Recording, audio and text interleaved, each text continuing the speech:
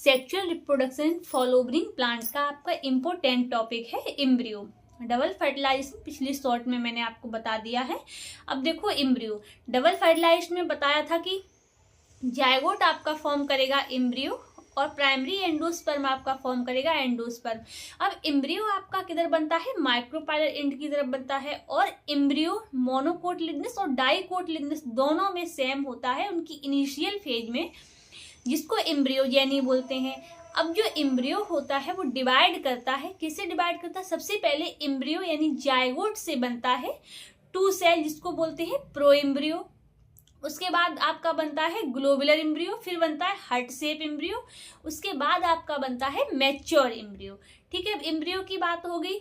अब आपका आता है एम्ब्रियो डाइकोटिलिडनस और मोनोकोटिलिडनस में। मैच्योर फेज में कैसा होता है, मैच्योर फेज में आपका डाइकोटिलिडनस में एम्ब्रियो जो होता है उसमें कोटाइलिडोन बन जाते हैं, क्योंकि दो कोटाइलिडोन होते हैं, और उसके ऊपर वाली टिप यानी कि सूट टिप यानी स्टेम जिसको बोलते हैं, स्टेम की टिप को प्लेम्यूल बोलते हैं। और जो कोटाइलिडोन होता है जो फूड स्टोर करता है, उससे ऊपर वाले पार्ट को बोलते हैं बेटा, यानी एम्ब्रियोनल एक्सिस के ऊपर के पार्ट को बोलते हैं एपिकोटाइल और नीचे के पार्ट को बोलते हैं हाइपोकोटाइल। और सबसे नीचे आपका होता है रूट कैप जो कि डिफ्रेंशिएट हो चुका होता है। अब मोनोकोटिलिडनस में आ जाओ, इसमें बेटा क्या होता है, इसमें कोटाइलिडोन नहीं होता है, कोलियोराइजा होता है, जो कि एक हॉलो स्ट्रक्चर टाइप होता है, और ऊपर की टाइप बनता है कोलियोराइजा, नीचे कोलियोप्टाइल।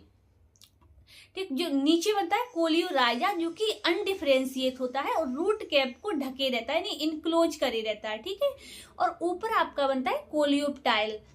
ठीक है, और स्कूटेलम जो होता है वो आपका होता है लेटरली यानी साइड से होता है। ठीक है, तो इसमें स्कूटेलम बनता है, और कोटाइलिडोन जो होता है ना डाइकोटिलिडोन, उसकी जगह कोलियोप्टाइल होता है ऊपर, और कोलियोराइजा नीचे होता है जो कि अनडिफरेंशिएट होता है, और कोलियोराइजा ढके रहता है रूट कैप को। ठीक है, अब आपको मोनोकोटिलिडनस और डाइकोटिलिडनस दोनों समझ में आ गए होंगे, मतलब इसमें एम्ब्रियो कैसे फॉर्म होता है। तो थैंक यू बेटा, अगर समझ में आया हो टॉपिक तो लाइक जरूर करना, कमेंट में बताना।